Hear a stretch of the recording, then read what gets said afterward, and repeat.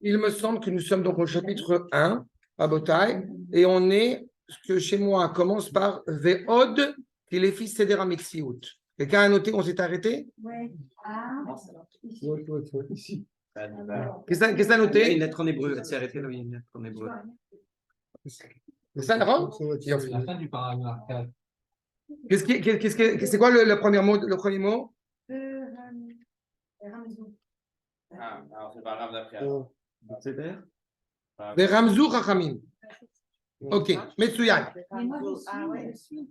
Chazak. Nous sommes. C'est plus bas, après, je vais vous dire. Bon, en tous les cas, je vais rappeler. De toute façon, je vais rappeler brièvement ce qu'on a évoqué. À Botaï. Quelle page? Je le dis, vous, quelle page? La dernière fois, Quelle page? on est. Rabotaï, quelle page? Vav. Page Vav. Et apparemment, et ça commence par Veramzu Chachamim. C'est en bas de la page. Voilà, j'y suis. C'est bon, Ramzou? Voilà, Veramzu Chachamim. Metsuyan. Alors, je lui rappelle, Bevakasha, en deux mots, ce qu'on a évoqué, le point essentiel qu'il faut retenir par rapport à la dernière fois. Les trois éléments essentiels qui font que nous parlons, encore une fois, de l'arrêté cohérent vis-à-vis du Créateur, c'est d'abord une terre, un peuple et le sens même de cette nation. D'accord? C'est ce qu'avait rappelé le Maharal la dernière fois. Il n'avait pas cité de source pour une raison essentielle. D'abord parce que textuellement, historiquement parlant, il s'adresse à une nation qui a vécu la souffrance de l'exil. J'avais expliqué qu'on est quelques années, moins d'un siècle après l'Inquisition, donc il y a toute une implication derrière, mais il y a aussi une démarche profondément importante pédagogiquement parlant. C'est-à-dire, comment vous savez que ce que je vous dis, c'est vrai? Réponse, parce que je vous le dis. C'est très fasciste comme conception, mais c'est la base de recevoir la Torah. Ça implique, de la part de l'élève, d'être conscient de l'authenticité de celui qui enseigne, et ça implique, de la part de celui qui enseigne, d'être extrêmement précis et surtout de ne pas dire d'erreur. C'est une responsabilité. Est-ce que ça veut dire qu'il ne faut pas de source? Il va les ramener tout de suite. Mais c'est fondamental dans le rapport à la Torah, dans le rapport à l'oralité. La Torah a commencé d'abord par ce rapport d'oralité. Un maître transmet à son élève, et encore une fois, je n'ai pas la prétention, je vous transmets ce que j'ai reçu moi-même de mes maîtres, et de là, cela est ratifié par des sources. C'est exactement ça. Mais c'est fondamental parce que nous assistons malheureusement à deux problématiques. La première problématique qui provient de l'élève, la seconde qui provient de celui qui a une barbe. D'accord? Celle qui vient de l'élève, c'est la problématique des valeurs, malheureusement de l'ego, de l'orgueil. Et donc, qui c'est celui-ci qui connaîtrait plus que moi, ou etc. Et de la part du rabbin qui est motivé idéologiquement parlant, politiquement parlant, et qui n'est pas capable, encore une fois, d'amener des sources à chaque expression et chaque mot et chaque enseignement qu'il transmet. Et je permets de vous dire, entre parenthèses, sur ce point, pour ceux qui étudient avec moi depuis quelques années, il y a toujours un risque. Pourquoi il y a un risque? Parce qu'il y a une sorte de... et ça, je le ressens maintenant avec les années, parce que Stan, notamment, on dit déjà depuis des années, il y a la... Non, il y a... Je ne sais pas tous les citer, sinon un truc, mais on sait que toi chacun qui étudie avec moi... Non, mais dans le sens de la conviction par rapport à ce que je dis. Il y a un risque que... Bon, mais on sait, on connaît, donc ça fait des années qu'on étudie avec lui, donc on sait que ce qu'il dit c'est vrai, donc il n'y a plus de problème. Ça, c'est toujours un risque. Et le risque est d'autant plus grand si on est sincère vis-à-vis de la responsabilité et de l'authenticité que, modestement, j'essaie d'avoir. C'est pour ça qu'il a commencé comme ça. Il commence d'abord par comprendre l'histoire, comment nous la vivons. Nous sommes en train de comprendre le peuple. Ça implique aussi l'humilité exceptionnelle du Maharal de Prague, qui comprend qu'il y a un maître à bord qui s'appelle Akadosh Baruch Hu. Je ne fais que témoigner d'une réalité que nous vivons et nous la comprenons dans sa dimension transcendante. Donc on a dit Eretz, le peuple et la Torah, c'est-à-dire l'essentiel, encore une fois, de cette identité. J'insiste qu'il ne parle pas de Torah a priori, mais il parle de la valeur intrinsèque d'Israël, donc la Torah. Comprenez la nuance? Si on était une religion, alors on aurait une carte de membre, une carte d'adhérent, n'est-ce pas? Et j'adhérerais à telle ou telle religion. Et comme nous ne sommes pas une religion, il y a une phrase qui, je sais qu'elle vous fait bondir au plafond, mais me fait toujours rire. Les Brésiliens dansent, les Argentins jouent au football, les Noirs courent, les Arabes volent et les Juifs sont prophètes. Ça va pour Alors je dois dire, d'accord? Pour qu'il n'y ait pas de ça, mais c'est ça. Non, prophète, ça marche. Ça marche. C'est intrinsèque à cette identité. D'accord? Et alors, quand on est noir, juif, argentin, là, c'est parfait. Alors, ça... Il y en avait un, ça me Alors, regardez, s'il vous plaît, donc, Ramzou.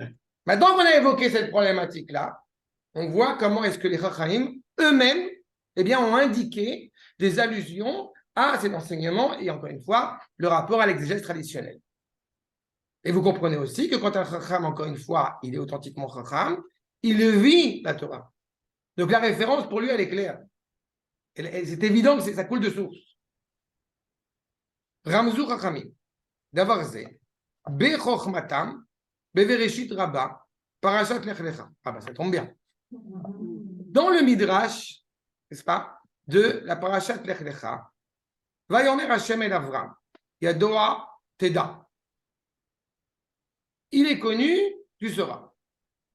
Yedoa, Shani Mefazran, Tida, Shani Mekapsan. Il est bien connu que, je vais vous éparpiller. Et, du coup, je vous ramène aussi. Les deux sont connus. Yadoa, Teda. Le peuple juif, en tant qu'entité, est à peine en train de naître. Il sait déjà, par le biais d'Abraham, par transmission par la suite, donc orale, qu'il va partir à Paris, en Égypte. C'est ça? Mais il sait aussi que son aspiration profonde, c'est de revenir en Eretz Israël. Je n'ai pas besoin de rappeler pourquoi c'est Galout et Eretz Israël. Tout le monde a compris ça. Yedoua, Shani, Memashkenam, Teda, Shani Boukam. Il est connu, un autre Midrash, il est connu que c'est moi qui leur donne leur sens, qui leur donne leur lieu de résidence, donc en exil. Sache que c'est moi qui les ramène. Pour Cannes, comme dans le Kaddish. Comme pour Cannes, la libération. Yedoua, ça l'air bien. Yedoua, Shani Meshabdam, Teda, Shani Goalam, Adkan. Il est connu qu'ils vont être en esclavage. Et quand on dit esclavage, encore une fois, la problématique du français, qu'est-ce que c'est qu'esclavage? C'est être enfermé chez Macron. D'accord? Non, il faut à chaque fois savoir en tête, c'est ça l'esclavage. Exactement. C'est ce qu'on dit sur le pharaon. D'accord. Être enfermé dans une réalité qui n'est pas la mienne, qui n'est pas cohérente avec la mienne. D'abord ça. Pas? Comme a dit Rabbi Louis Armstrong, Shlach et ami. Let ma vie polgo. Après, veille à Avdoni. D'abord, Shlach et ami. On est enfermé en dehors d'Eretz Israël, c'est un esclavage. D'accord? Au risque de me répéter, c'est pas grave. J'ai inventé cet enseignement. C'est-à-dire, ça n'existe pas. Sauf qu'il y a un maître qui n'est pas très connu, qui s'appelle le Rambam. Il dit clairement, je rigole, il est... La seule différence entre la galoute et la Géoula, c'est Shi'aboud Malchuyot Bilvad. On n'a pas d'autonomie politique en dehors d'Eretz Israël ou même en Eretz Israël. On est considéré comme étant en exil. On a une indépendance politique en Eretz Israël, qu'elle soit de gauche, de droite, ce que vous voulez. On a une indépendance politique en Eretz Israël. On est dans la Géoula. D'accord? Donc c'est ça. Meshabdam, Teda Sheni Goala. Top, Adkan le Midrash. Velo utzrechu b'midrash lever kol elu adevarim, she'en inyan echad. Mais en fait, ces trois interprétations, ces trois commentaires du Midrash, on a un peu envie de dire, c'est un peu la même chose. Ils étaient esclaves, ils sont libres. Ils étaient en exil, ils sont de nouveau en Eretz Israël. Mais c'est la même chose. Pourquoi est-ce qu'il y a besoin on ne va pas répéter 3 fois la même chose. Kol Eloi Devarim, chez En Inyan Echad, Vedei Ayalo Lomar, Yedoa, chez Anim, chez Abdam, Tina Shani Goalam. Ça aurait suffi d'arriver directement à cette conclusion-là. Sache que tu saches bien, c'est moi qui vais les envoyer en exil, c'est moi qui les ramène en Eretz Israël. Chez Zéouaïkar, c'est ça le principal. Chez Zéouaïkar, chez Maskir, Bechol Makom, chez Egal Israël. Puisque dans tous les endroits où on va pouvoir se retrouver, pas seulement en Égypte, mais aux 4 coins du monde, on sait que viendra le moment où on va revenir en Eretz Israël. Tout va revenir. Pardon? Oui, pas tout va revenir. C'est intéressant ce que tu soulèves maintenant, ça soulève un autre sujet sur les 10 tribus. Non, je ne parle pas c'est de la quantité, je parle de la qualité. Tout va revenir. On ne parle pas de qualité. On s'en fout de la qualité. D'accord? Ce qui est important, c'est qu'un juif, encore une fois, à titre individuel, on l'avait déjà soulevé, mais c'est important d'y revenir. Un juif, à titre individuel, a évidemment le libre arbitre. N'est-ce pas? Mais à l'échelle de la destinée collective du peuple juif, il n'y a pas de libre arbitre. D'accord? Ça veut dire qu'à un moment donné dans notre histoire, si le peuple juif, c'est-à-dire qu'à un moment donné dans notre histoire, si le peuple juif est sur le chemin du retour en Eretz Israël, ça veut dire ainsi est la volonté d'Akadosh Baruch Hu. Vela malo, iskir, vaman lo leaskir, akinus, ve'aperouk. Pourquoi est-ce que l'eau, vous marquez, c'est la mettre vav. Pas pourquoi ne pas rappeler, parce qu'il est rappelé dans le Midrash. Puisque l'objectif, c'est on était en dehors d'Eretz Israël, on revient en Eretz Israël. Donc pourquoi rappeler ces éléments-là? Pourquoi rappeler le retour, le rassemblement des Juifs en Eretz Israël et aussi la séparation? Rak sheratsu, lefaresh, ibeshte elu milot yedua teda. Le Midrash a voulu insister sur avec ces 2 mots, sur ces 2 éléments fondamentaux. Yedua teda, nirmaz, agalut, vageoula. Les 2 sont intimement liés. Certains vont dire, par exemple, on est encore en galoute.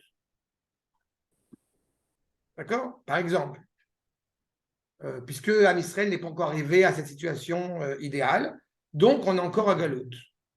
Et d'être à l'inverse, on va dire, ça y est, la Géoula, elle est pleine, elle est totale, elle est complète. On va le laisser là-bas. D'accord? Ils sont tous occupés par le gâteau. Et certains vont dire, à l'inverse, ça y est, la Géoula, elle est totale, elle est complète. Alors, peut-être il y a une autre solution. C'est de dire, c'est pas parce qu'il y a des Juifs en Eretz Israël qu'automatiquement c'est la Géoula. C'est pas parce qu'il y a des Juifs en dehors d'Eretz Israël qu'automatiquement c'est la galoute. Réponse, non. À partir du moment où le peuple juif est de retour sur sa terre, nous assistons à la Géoula. Donc, il n'y a plus de galoute. Ça ne veut pas forcément dire que la Géoula est complète, mais on ne peut plus parler de galoute. D'accord? Ça n'existe plus. Ils sont dans quelle situation? Oh, il a fait merde. Alors en français, dans le texte, on a 2 termes. On a diaspora et en exil. Ce sont 2 notions différentes. En hébreu, on a galout et on a gola. Ils sont en Gola. D'accord. D'où? C'est pour ça qu'on n'a pas y aller en Angola. En Gaule. En Angola, Mais c'est la nuance ici, elle est fondamentale. La galoute est un statut. D'accord? Le statut n'existe plus. Et le statut n'existe plus puisque le peuple juif a retrouvé son indépendance. C'est pour ça que le Maharal a commencé d'abord par la terre. Il n'a pas commencé à parler de la Torah quand j'ai dit les 3 éléments essentiels. Il a parlé d'abord de la terre, il n'a pas parlé de la Torah, il n'a même pas parlé du peuple. Ça aurait été logique qu'il parle éventuellement du peuple. Non. Parce que le lien privilégié de la terre à l'égard de son peuple, eh bien, il préexiste à l'introduction du peuple sur sa terre. Et donc, c'est quoi la Gola? La Gola, c'est la situation de juifs qui résident plus ou moins de manière permanente en dehors d'Eretz Israël. Et pas pour des raisons de parnassa. Peu importe, c'est pas d'être en Gola, ce n'est pas une insulte. Ah, d'accord. D'accord? On va expliquer cela. C'est le fait de se retrouver dans une situation où je suis en dehors d'Eretz Israël. Je suis en Gola, je suis en Chutz Laaretz. Et c'est quoi, c'est la diaspora ou l'exil? C'est la diaspora. Il n'y a plus d'exil, Pour les appeler expatriés. d'une certaine manière. Ok? Oui, c'est ça. Raison. Sauf que tu comprends que, et j'insiste sur ce point, qu'il y a un décalage entre les expatriés du deuxième temple et ceux qui vont résider, mais qui ont commencé à résider dans l'avènement du troisième temple. Ce qu'on appelle en français les Juifs et les Israéliens.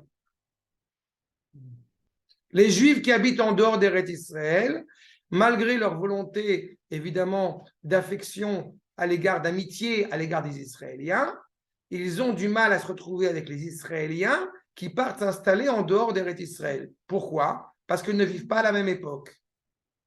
Les Juifs vivent dans une relation vis-à-vis du passé ou éventuellement d'un avenir. Les Israéliens vivent au présent. Tu disais, eux, ils ont une religion. Exactement. Alors que l'Israélien. Qui est déjà une transformation de ce qu'ils étaient à l'origine. C'est une finalité. Exactement. Les Israéliens retrouvent cette cohérence, retrouvent cette authenticité, mais autant on devient Israël, mais on ne perd pas l'appellation de Yaakov, autant Avram n'existe plus. D'accord? Ce sont deux notions fondamentales. Et c'est pour cela aussi que quand un juif arrive de France ou d'ailleurs en Eretz Israël, eh bien, il y a un processus d'adaptation plus ou moins douloureux. Parce qu'on est en train de réintégrer notre identité. D'accord? Et c'est ça qu'on est en train de dire. Et on sait que les deux sont intimement liés. Et à quel moment on a son identité israélienne alors qu'on Je vais te dire, non, je vais te dire, c'est une très bonne remarque. D'abord, j'explique souvent, mais ils sont pas mariés, c'est ça aussi qui fait que, aux jeunes Bachourim de la Yeshiva, quand ils sont montés tout seuls en Eretz Israël, et que pour les fêtes, ils rentrent à Paris. C'est-à-dire, j'explique que tant que tu penses à rentrer à Paris, C'est bon. d'accord? Israélien.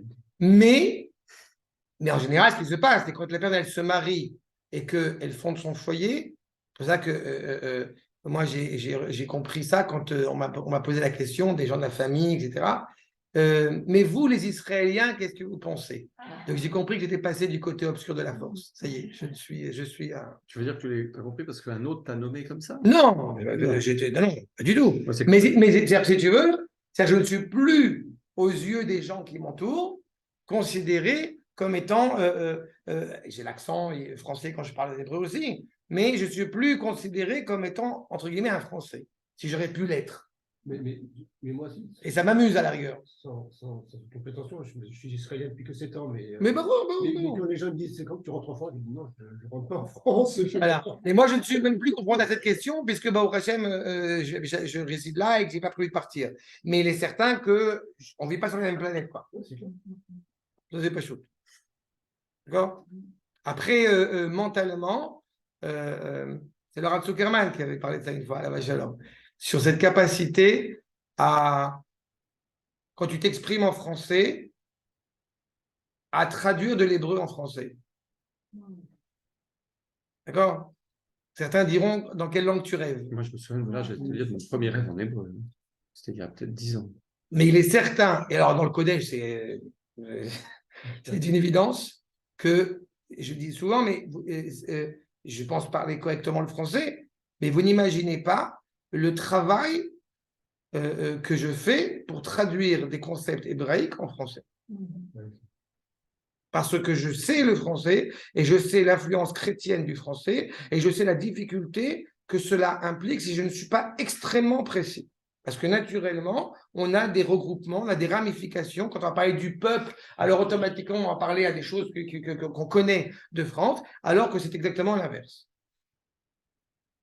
Et si quelqu'un qui vit en France, par exemple, prend conscience de ça En fait, par exemple, les traductions françaises de la Torah, est-ce qu'il devient un peu israélien quand il a Je vais te dire, le problème qui a été posé, on rentre dans Tet Becheshvan aujourd'hui, donc c'est l'occasion d'évoquer son nom, c'est la Haskara de Manitou.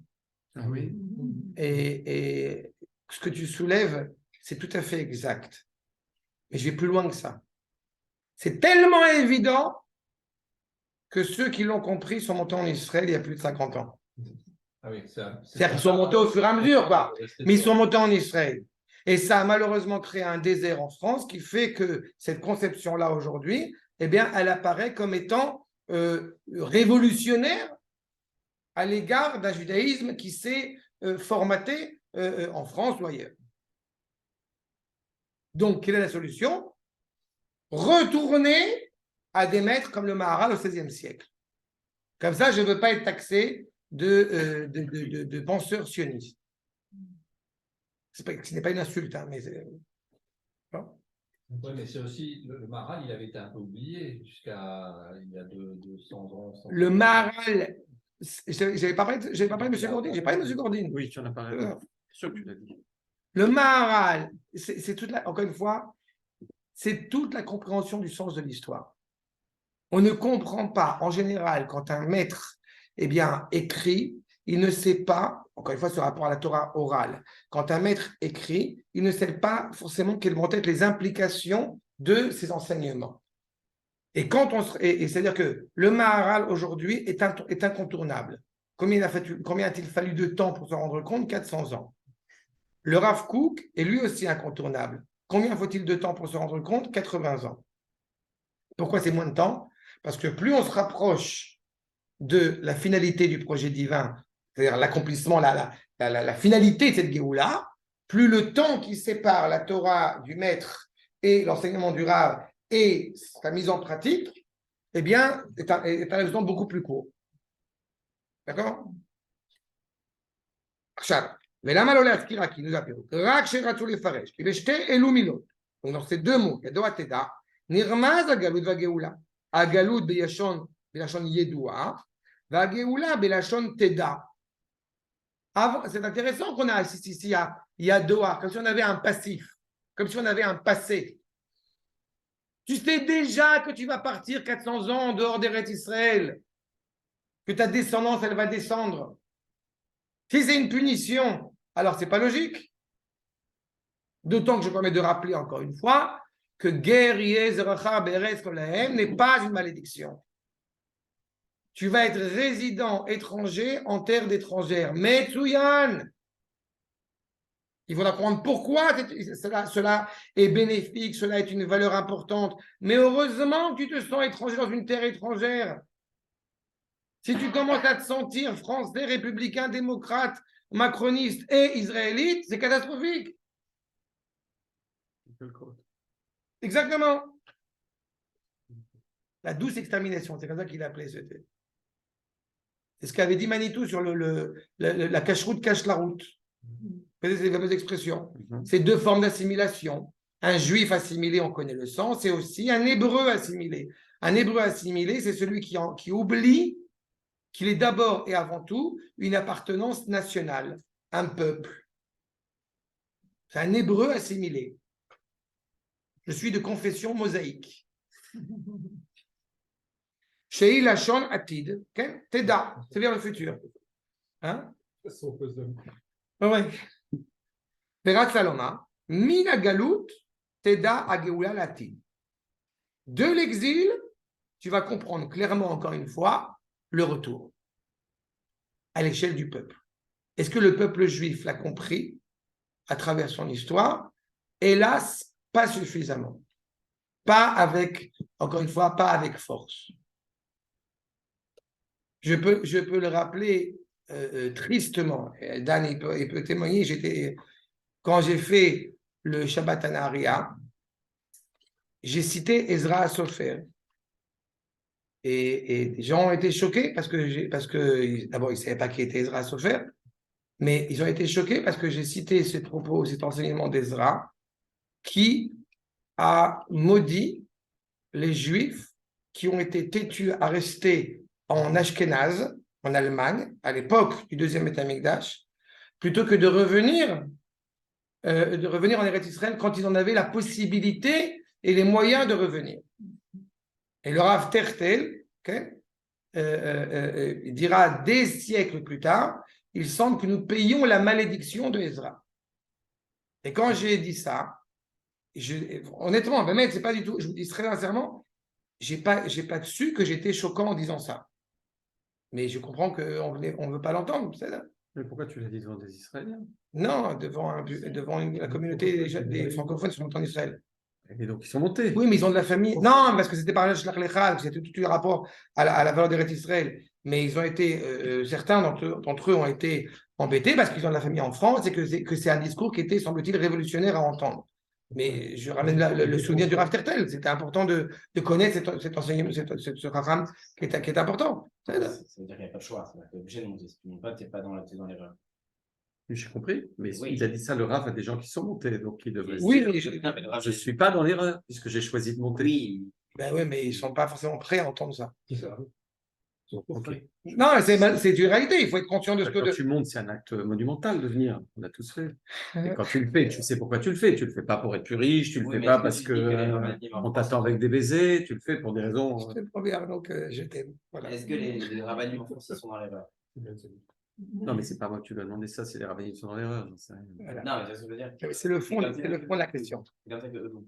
C'est le fond de la question. Ah, ok. Ah oui, donc c'est Les ceux dont grands tu rabbins. parles qui veulent absolument leur cours à la française, leur truc à la française, eh. et qui aiment Natania parce que ça leur rappelle Alger. Ok. Je sais rien. Je sais pas avec Alger. La Pologne. Le Ok, Stettin. j'ai compris. Ok. Mais le fond, il est là.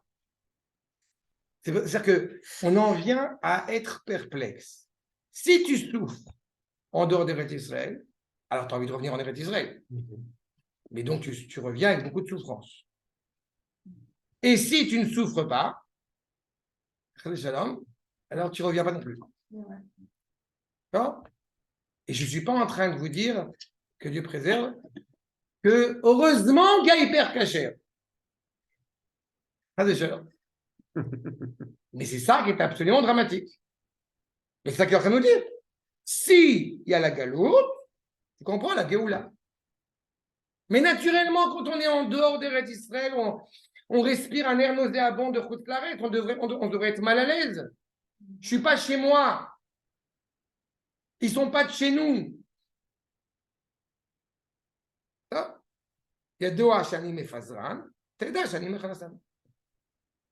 Sache-le, c'est moi qui les ai dispersés, donc c'est moi qui les ramène. Donc quand tu te retrouves en exil, tu sais que ton objectif c'est de revenir en Eretz Israël. Dois-je rappeler qu'après la Megillat Esther, Achashverosh, il a monté les impôts et Mordechai revient en Eretz Israël. Et c'est l'inverse de Corneille. C'est pas ils sont partis de 500, ils arrivent à 3000 en arrivant au port. Ils étaient prêts, ils étaient peut-être motivés pour partir à 3000, ils sont arrivés à peine 500. Qui a pisou, et nous les fils de Ramitziut, chez Davar Echad, que mot Israël, Shem Am Echad Mefuzar. Vous retrouvez la citation de la Megillat Esther. Am Mefuzar ou Meforad. Ce n'est pas une situation normale, naturelle, qu'un peuple soit séparé aux quatre coins du monde. Ce n'est pas normal. Vous vous rappelez la source de TV dans le Shema Alken, c'est dans l'ordre des choses. Si ce n'est pas comme ça que ça doit être, donc ça ne pourra pas demeurer éternellement comme ça. C'est l'autre TV. C'est ça. Ça n'a rien à voir avec l'appréciation humaine d'une norme. Ce qui est normal, comme on dit en français, c'est toujours en réflexion à une norme. La norme, elle est subjective. Quand on dit TV, c'est selon la volonté du créateur, puisque le créateur n'abandonne pas sa création. Donc, si Akadosh Baruch Hu a dit non, il faut aller à droite plutôt qu'à gauche, eh bien, à court terme ou à long terme, on ira à droite, voire même l'extrême droite.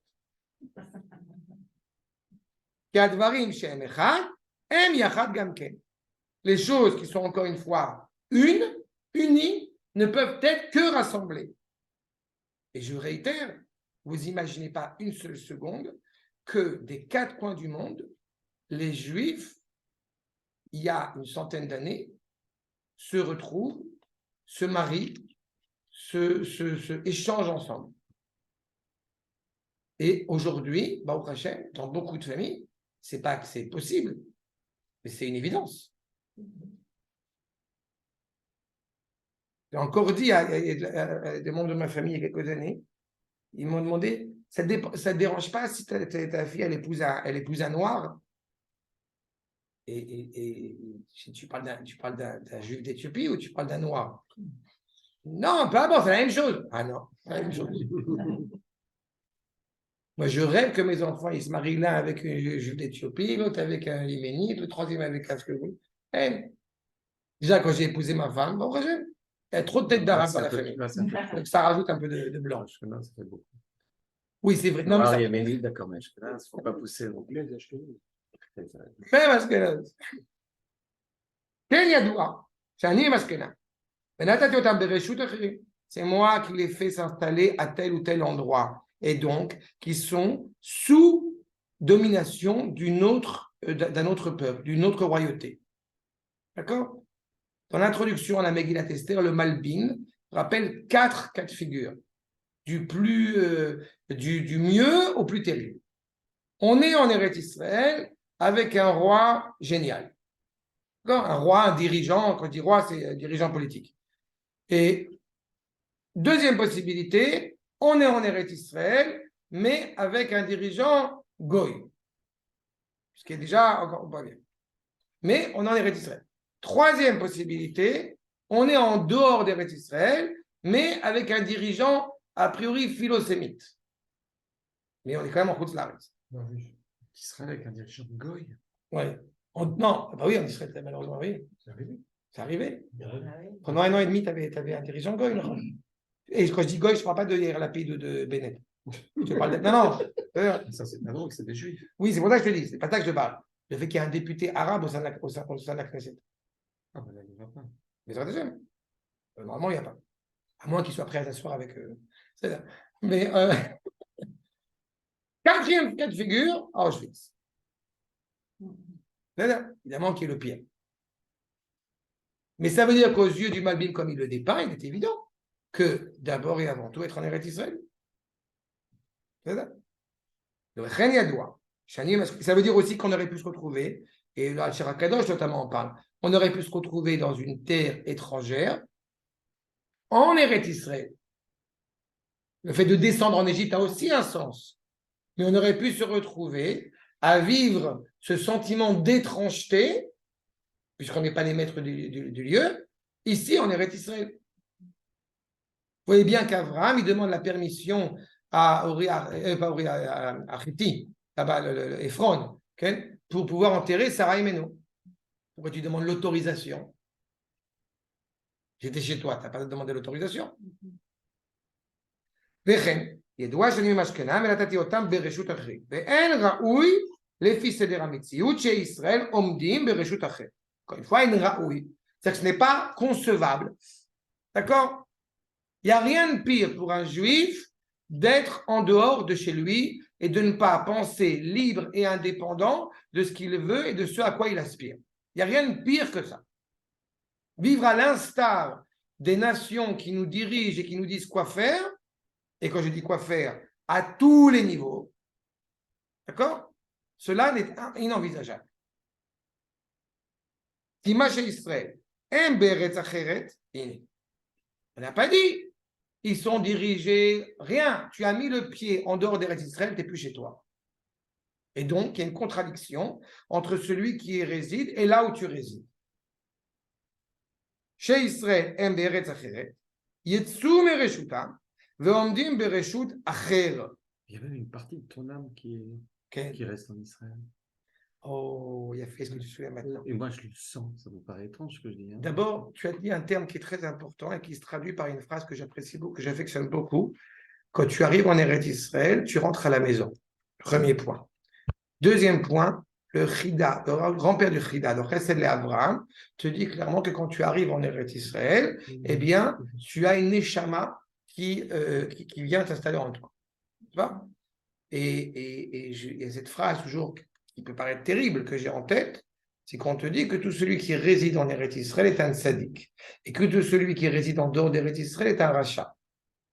D'accord? Alors, que veut dire cette phrase? Il n'y a pas de tzaddikim en Chutz Laaretz, et on est à l'époque du Chida, on est bien avant le peuple juif qui revient sur sa terre. C'est le grand-père du Rav Chaim David Azoulay. Que veut dire cette phrase? On peut être un tzaddik en dehors d'Eretz Israël à titre individuel, mais du fait que nous soyons en Chutz Laaretz, nous transforme en rachat à l'échelle collective.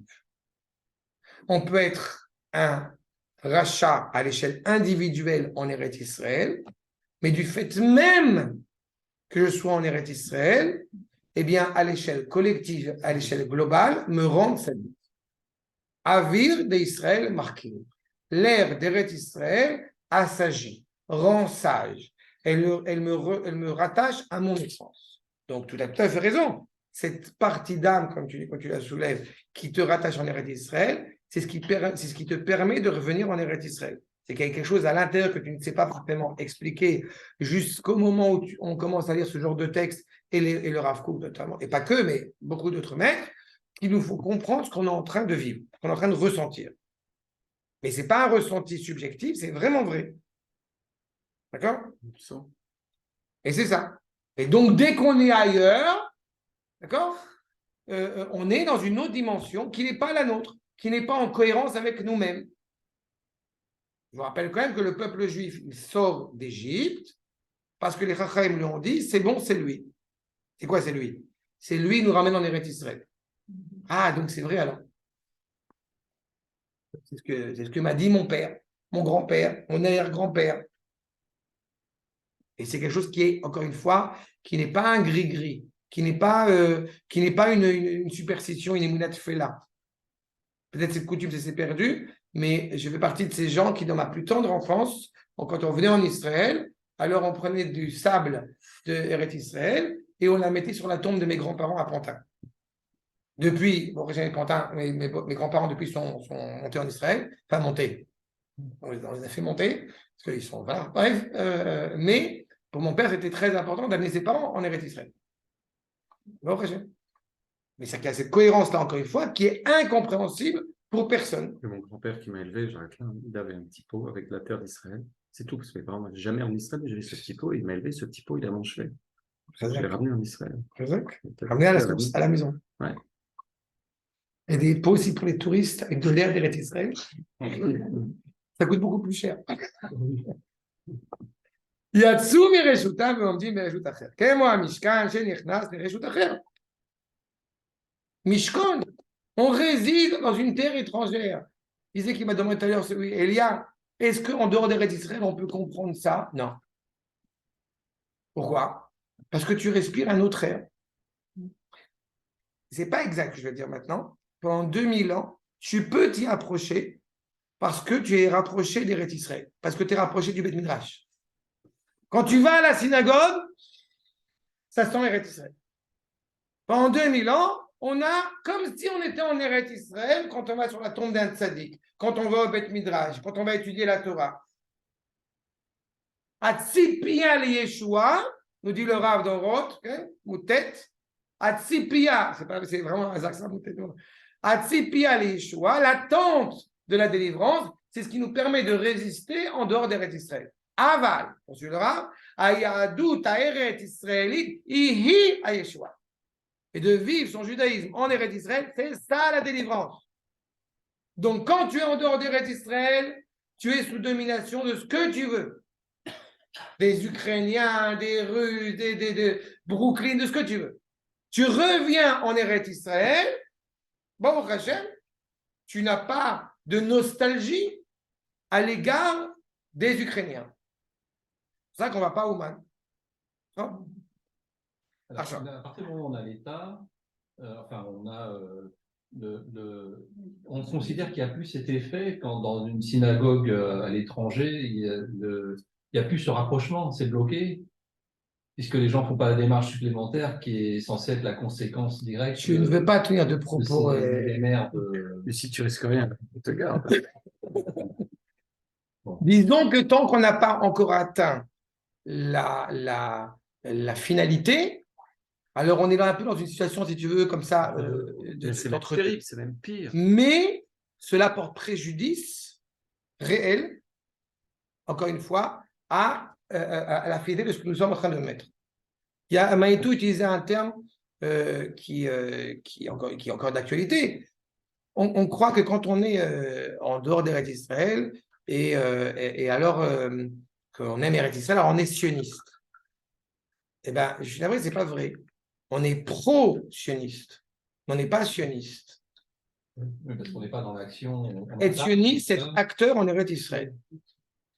Quelqu'un m'a dit, quand j'étais, il y a quelques années de ça, j'étais consolé un endeuillé, okay? Et il y avait quelqu'un qui était venu de France, qui était venu aussi consoler cet endeuillé, qui est un ami à l'endeuillé, et il commence à dire une phrase que j'aime beaucoup, en dehors d'Eretz Israël, on sent mieux les fêtes qu'en Eretz Israël. Bon. Alors là, elle est bonne, celle-là. Non, mais il dit cette phrase. Bon, moi, vous me connaissez, je réponds pas quand on me dit des phrases pareilles. Parfait. Donc, je lui ai dit, c'est normal parce qu'en Chutz La'aretz, c'est la théorie. Donc, quand on vit la théorie, évidemment, ça paraît tout sympathique, etc. Ici, on vit, c'est concret, c'est du pratique. Donc, ça prend tout son sens. Donc, c'est pas vrai, on sent pas mieux les fêtes en Chutz La'aretz qu'en dehors d'Eretz Israël. En Chutz La'aretz, ça sent pas bon, de toute façon. Ouais, mais ce serait quand même bien d'avoir un discours un peu positif, donc de leur dire quand même ce qu'ils font de bien en passant le message qu'à propos, on vous attend. Si tu veux, tu peux pas Mais je aller leur attaquer dis. lui en tête. Je leur dis, on vous attend. Ce que vous faites. Mais c'est ce que je leur dis. Mais c'est de la Dmouille, tu nous as appris ça. C'est de la Dmouille mitzvah. C'est-à-dire qu'à partir du moment où il y a Israël, la synagogue, ça devient un musée. Elle avait du sens avant, elle n'a plus de sens. Oui, mais comment amusé. Non, mais comment le dire à des gens qui habitent en Chutz La'aretz? C'est ça la question? Voilà, pour leur dire ce que vous D'abord, faites, un, c'est Baruch bien, Hashem, je ne parle mais, pas en Chutz La'aretz. Deux, moi, je suis pour censurer une grande partie de la Torah. Comme ça va régler beaucoup de problèmes. Notamment Rashi, qu'il est en train de citer, parce que ce n'est pas de moi, hein. Notamment Rashi, le fameux Rashi dans Ekev, dans le Sifri de Ekev, à Midrash Halacha. La seule raison pour laquelle tu fais les mitzvot en Chutz La'aretz, c'est pour ne pas les oublier quand tu reviens en Eretz Israël. C'est du Dmouille mitzvah. Donc là, ce n'est pas positif. C'est, Machnikra, Wahad positif. Ça veut dire que tu l'as éclaté sur place. Ça veut dire que la seule raison pour lesquelles tu manges kasher, tu fais Shabbat, tu fais ce que tu veux en Chutz La'aretz, c'est juste pour te préparer à refaire un Shabbat authentique en Eretz Israël.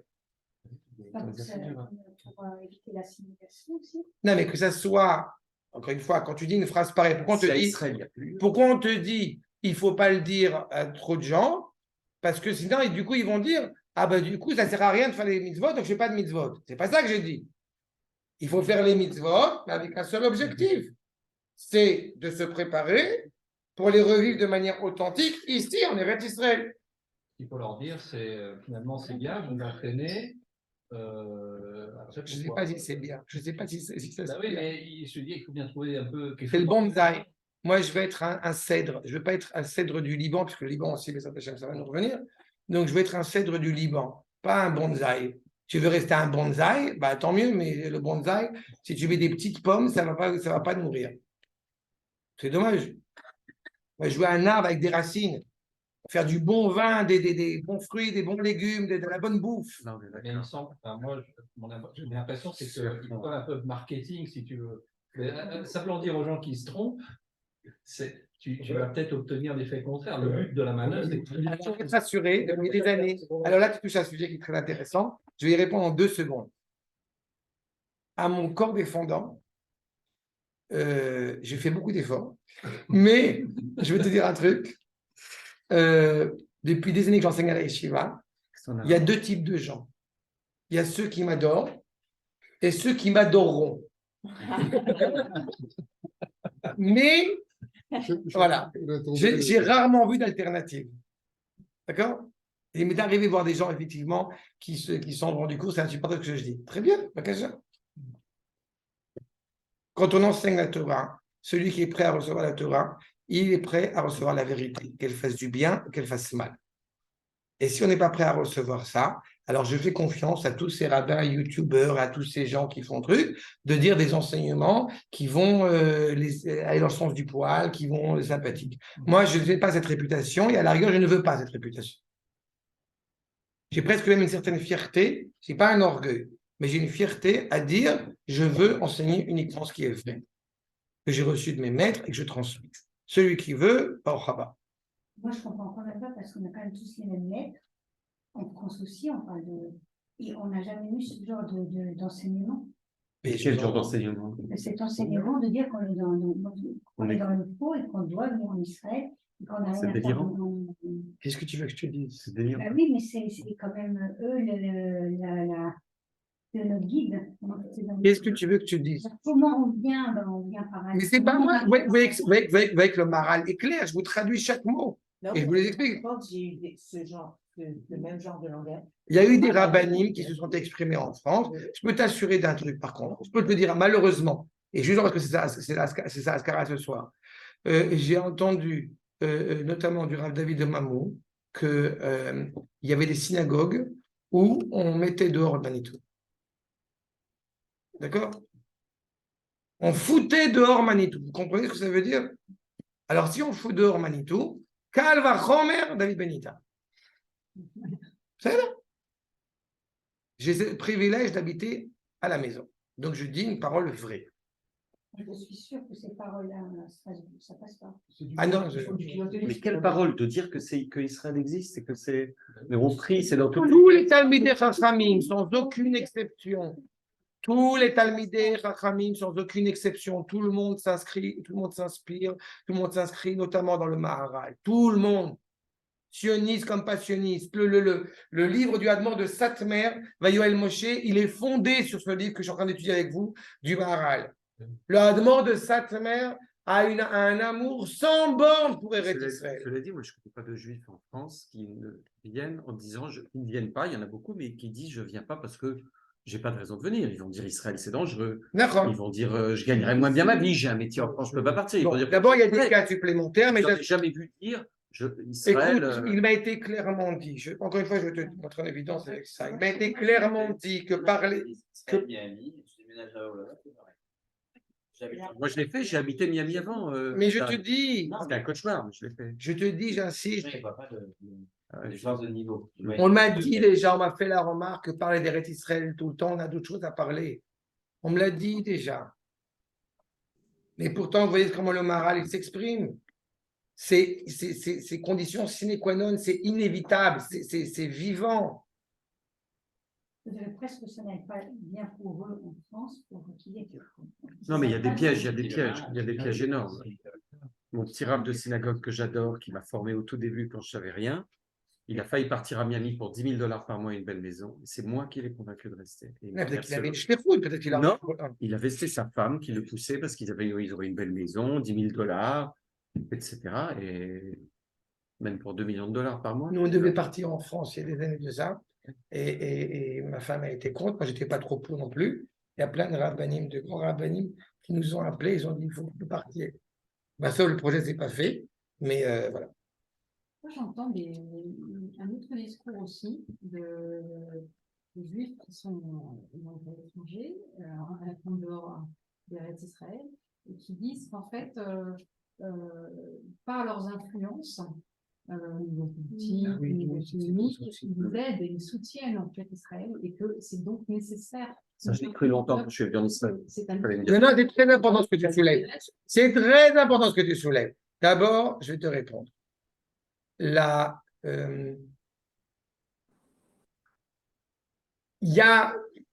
fait du bien de se dire que Israël ne vivrait pas sans nous. Sauf que, comme je l'ai rappelé la dernière fois, si, Naguid, on a pu avoir cette impression dans le passé, ce n'est plus le cas, certainement plus le cas aujourd'hui. Et la citation que j'avais citée la semaine dernière là-dessus, c'était le fait que quand je suis monté en Israël et que mes parents me suppliaient de repartir en France par voie de lettres, et j'ai été fasciné, je vous rappelle, par cette idée qu'on est dans une situation, moi j'étais en plus arrivé avant la mort de Rabin, donc c'était aussi tout un... Et on est dans une situation où genre, en France, on était en sécurité, et en Israël, c'était la catastrophe, machin, c'était après Oslo, dans tout ce que ça veut dire. Et là, Cléat, il s'est créé une réalité totalement inversée. Aujourd'hui, quand les gens partent en France, on leur dit faites attention. Donc, c'est-à-dire que même si c'était pas vrai. Mais même si il y avait cette impression-là, aujourd'hui, c'est évidemment plus vrai. De même aux États-Unis. Bevadaï. Bevadaï. Il y a des tensions qui existent, mais pour l'instant, on ne balance pas encore des juifs par la fenêtre.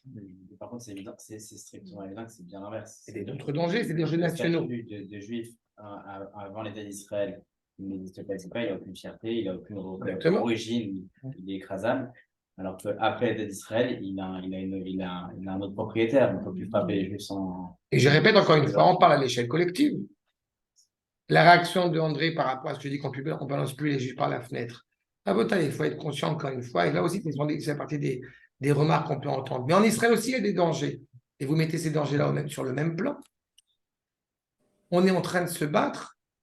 Si aux yeux de certains, on n'est pas en guerre, je suis navré pour eux. Il y a des juifs qui ne sont pas très loin de chez nous, qui se font balancer des pierres toutes les 5 minutes.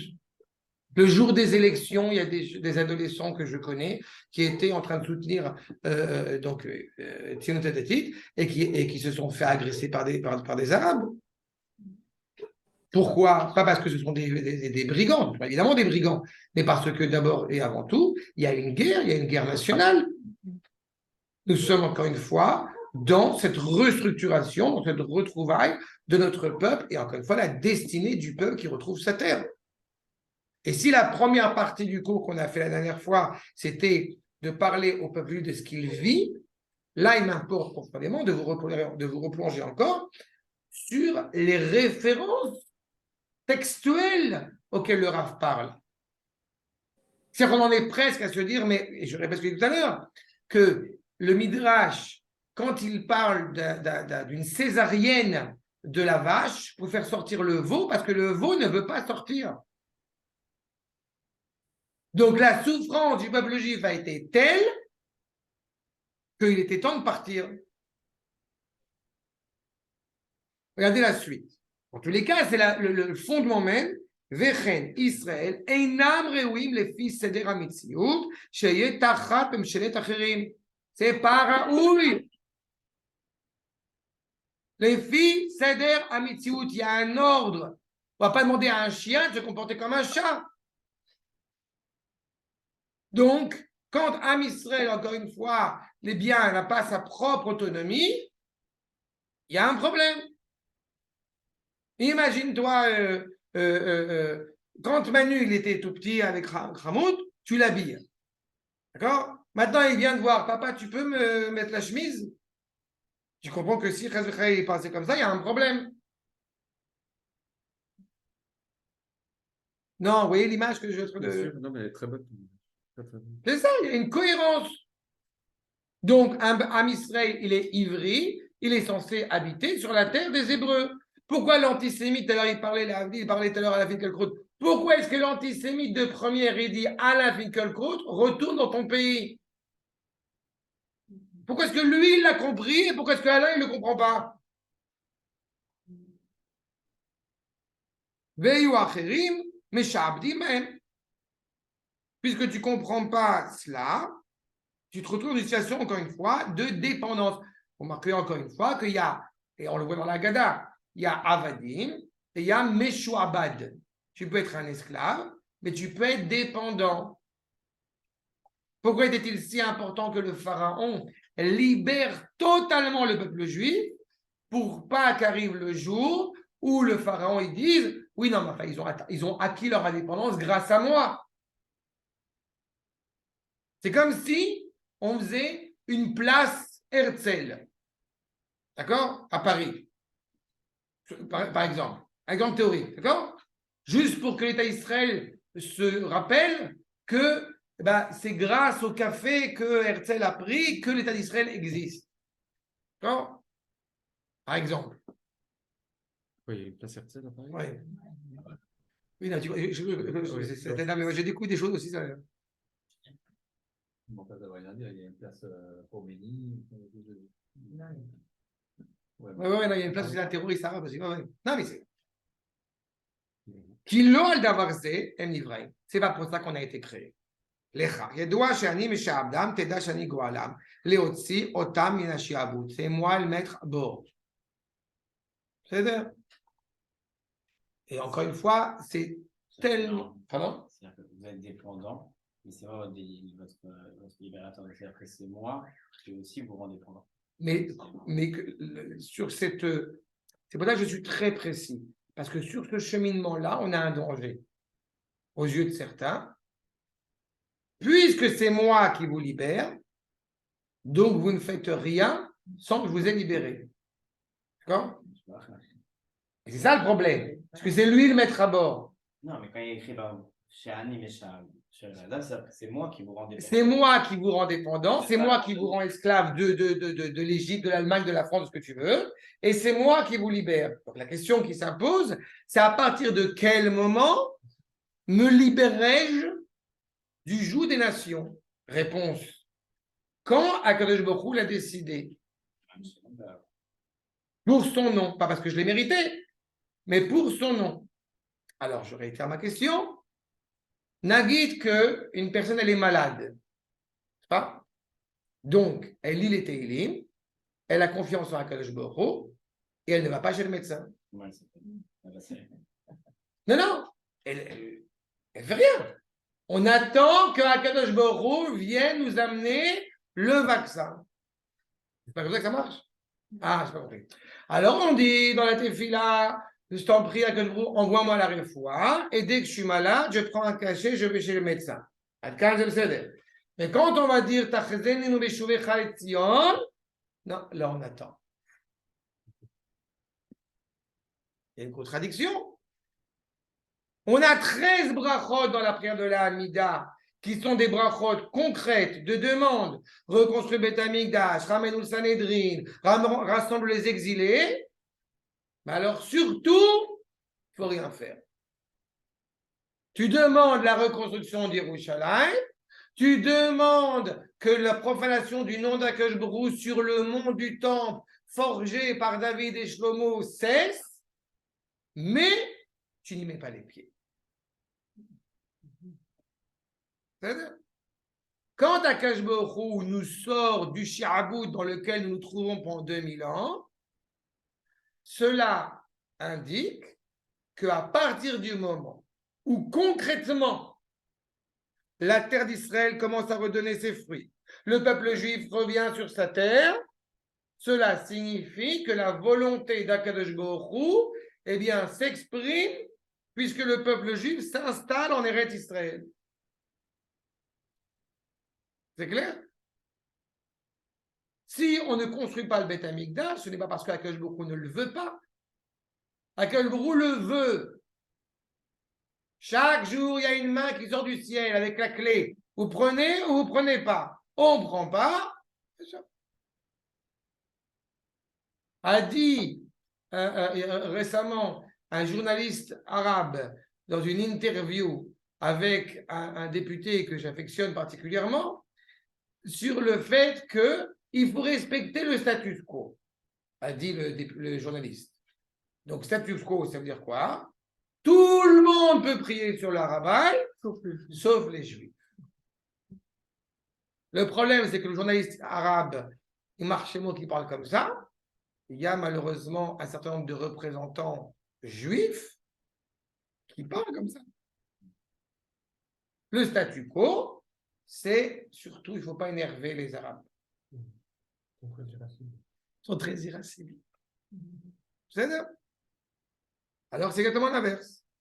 Ou itbarach amesader ametziut, i-efshar shiavo mito davar yotse min haseder. Si Akadosh Baruch Hu a décidé, ça n'ira pas autrement. Il y a un maître avancé, il y a un maître à bord, que bon gré, mal gré. C'est ça tout le problème, c'est qu'on est en train parfois de traiter de certaines idéologies politiques comme si c'était des idéologies, alors qu'on parle de la volonté d'Akadosh Baruch Hu. C'est lui le maître à bord. Donc j'agis. Im le ficha b'mikre achet. T'as l'impression soudainement que c'est sans la volonté d'une manière ou d'une autre d'Akadosh Baruch Hu, parce que tu es dans la faute. C'est comme un autre cours que je fais où je parle de la providence. La providence, elle ne commence pas parce que tu as gagné au loto. La providence, elle est constante. Elle ne bouge pas. Il y a la Hashgacha d'Akadosh Baruch Hu. termine, je sais qu'il est 10 heures, dans 4 dernières lignes. On peut continuer. Non, mais les gens, après, je sais qu'il est désolé. Chez Enze, bon, alors, on va faire un petit peu plus que 4 lignes. Chez Enze Nikra Yetzia Mina Seder HaMetziut, d'avoir Shuonesh le Sha'a Achat. Quand tu reçois un châtiment, et puis à une seule seconde, tu peux penser que c'est ça l'ordre de la réalité. Comprenez, puisque j'ai cité tout à l'heure Aftertel, Hachem comme d'amour, il sait pertinemment que la Shoah arrivera à sa fin. Il sait dès le départ que ça va se terminer. La question, c'est quand? Combien de temps ça va prendre? Quelle va devoir être la maturité du peuple juif pour comprendre qu'il est temps de rentrer à la maison? Mais il sait dès le départ que ça va se finir. Abraham, il rentre dans le feu en sachant qu'il va en sortir. Comment? J'en sais rien. Et il sait qu'il va sortir. Ligature d'Yitzhak, pareil.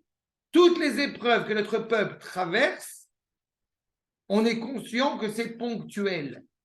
Et ponctuel, ça peut être une journée, 3 jours, 200 ans, 2000 ans, c'est tout. D'ailleurs, il n'y a pas un Israélien qui ira vers nous. Jamais. C'est malheureusement tout le problème. C'est la mécompréhension de ce que nous sommes en train de vivre. Donc, il a besoin de s'écarter de cette compréhension pour pouvoir mieux s'y rattacher. En tout cas, ceux qui se reviendront, c'est ceux qui ont compris. Se rattacher. C'est pour ça qu'il nous dit vous êtes dans l'implosion. Je vous, pas pour l'exil d'Égypte, et pour tous les autres exils, je vous envoie en dehors d'Eretz Israël pour qu'après vous reveniez. On va cristalliser certaines forces, vous ne vous en occupez pas. Pendant 2000 ans, ne vous occupez pas des problèmes de la nation. Comme ça, on va se retrouver, on va se reconstruire. 2000 ans après, tac, le peuple juif revient en Eretz Israël. C'est ponctuel. Aval sheye nishar leolam. Comprenez que ce qui nous a agi, ce qui nous a animés pendant 2000 ans, c'est à un moment donné ou un autre, on rentre à la maison. Tenez le coup. D'accord? Mais de penser, vous savez, c'est ce que disait le grand rabbin de Paris à l'époque à Herzl. Justement, le peuple juif est mort, il ne restera que son souffle. D'accord? C'est sympathique. Et ça montre, si le rabbin parle comme ça vous montre à quel point où on en est. Donc, un juif qui a des nerfs d'acier, je ne sais pas comment, mais ça va se produire. Mais on avance, mais on agit, mais on œuvre pour. Pourquoi? Ainsi soit-il. Ainsi est la volonté d'Akadosh Baruch Hu. Tu ne peux pas trouver quelque chose qui est contresens et qui va demeurer pour l'éternité. Et vous pouvez prendre n'importe quel phénomène de société. Vous savez que le phénomène absolument scabreux de transgenre et compagnie, et de tous ces phénomènes qui existent, on commence à avoir, comme on dit, le revers de la pièce. On commence à entendre, et j'ai un ami qui est psychologue à Jérusalem, et il m'a parlé de toutes ces publications qui commencent à émerger, en disant que des enfants qui ont grandi dans des familles un peu compliquées, eh ben, on va être gentil, commencent à dire, mais comment vous avez accepté ça? Vous avez des gens qui ont fait la transformation à l'âge de 9 ans pour être un garçon et devenir une fille, n'est-ce pas, par exemple, et qui arrivent à un certain âge, ils se rendent compte qu'ils ont fait une erreur terrible, et c'est malheureusement irréversible. C'est ça? Puisque vous savez que jusqu'à l'âge de 9 ans, on ne peut pas traverser tout seul la rue. Par contre, on peut décider de... Voilà. Mais c'est exactement ça, parce qu'une réalité qui est un contresens avec la volonté profonde du Créateur ne peut pas, ad vida aeternam, demeurer ainsi. Je pense à Dieu. Mais c'est bon. Tov, la bataille, je vais m'arrêter là. Non, mais c'est une autre, c'est sur les valeurs des lettres. Bon, non, je termine ça. Non, je vais terminer comme ça, parce que c'est important.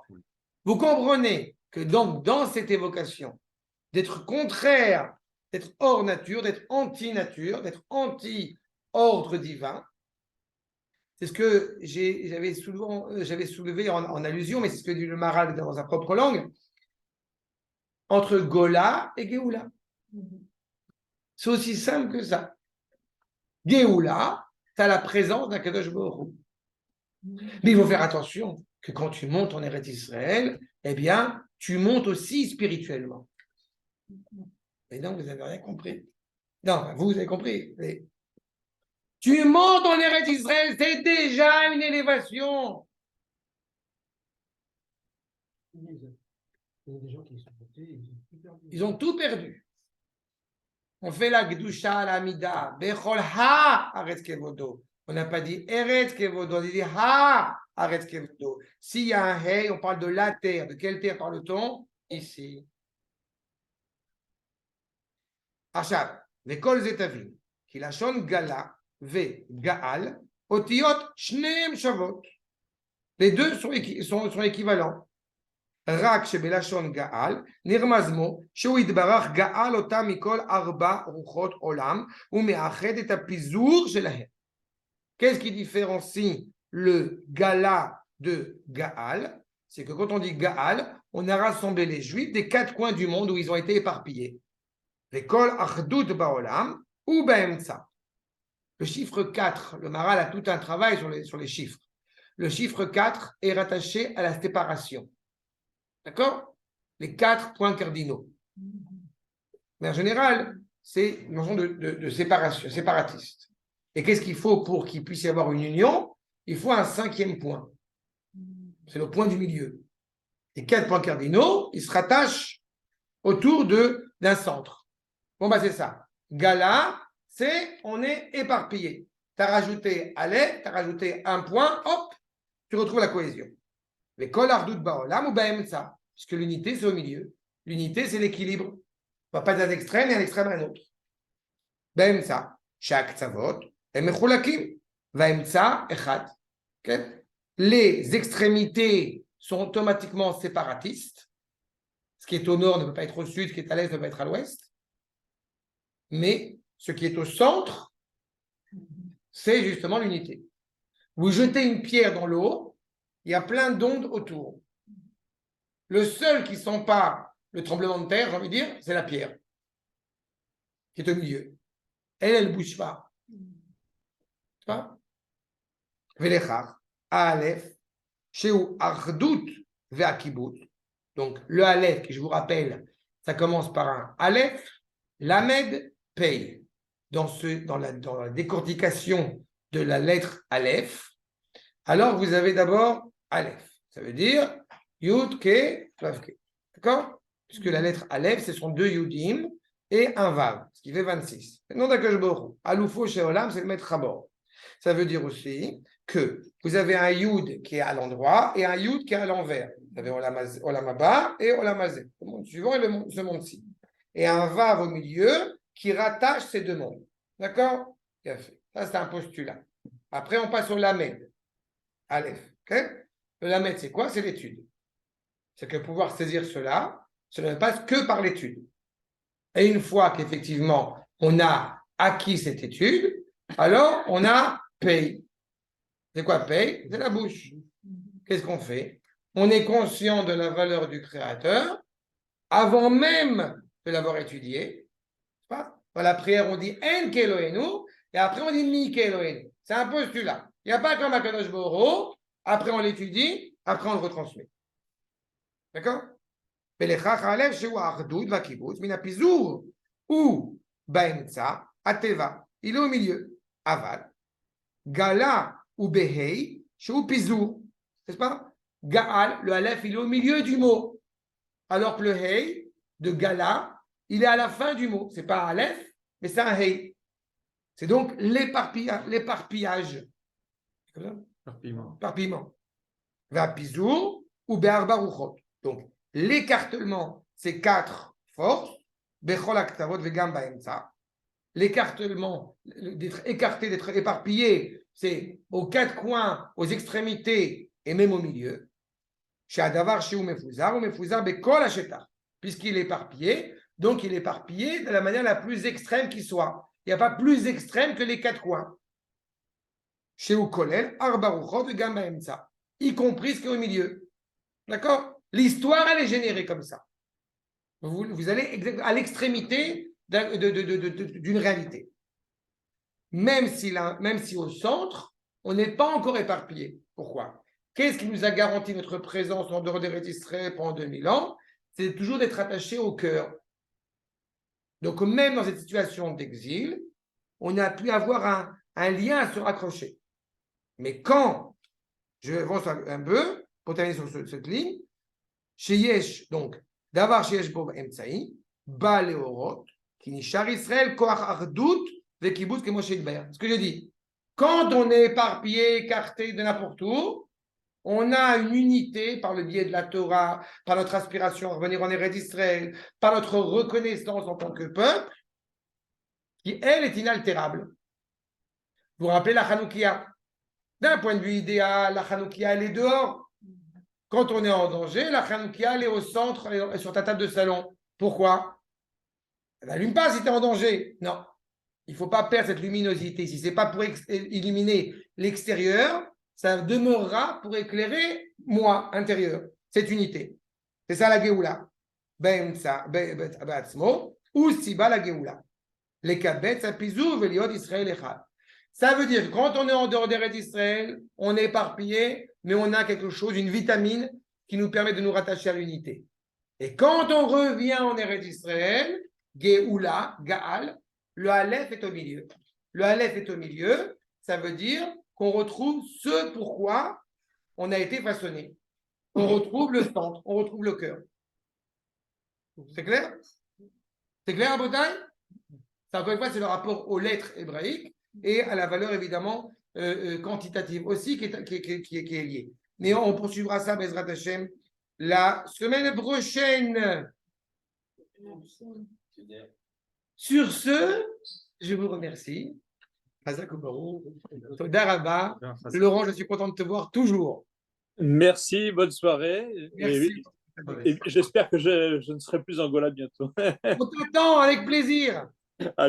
Bientôt. À la séparade. On prépare.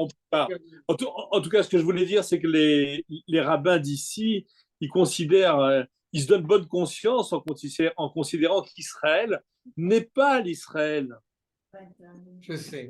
qu'on attend. Et donc, comme ça, tous les arguments, ils tombent d'un seul coup. C'est-à-dire que, d'accord, je suis d'accord, mais le Israël actuel, c'est pas ça. Bientôt, ce sera ça, alors quand ce sera ça, on ira. Non, il explique la pensée des rabbins en Rouselares, et tu as tout à fait raison. Tu as tout à fait raison. J'espère qu'on va tous se renforcer, Bezrat Hashem. Amen. À bientôt. Bye,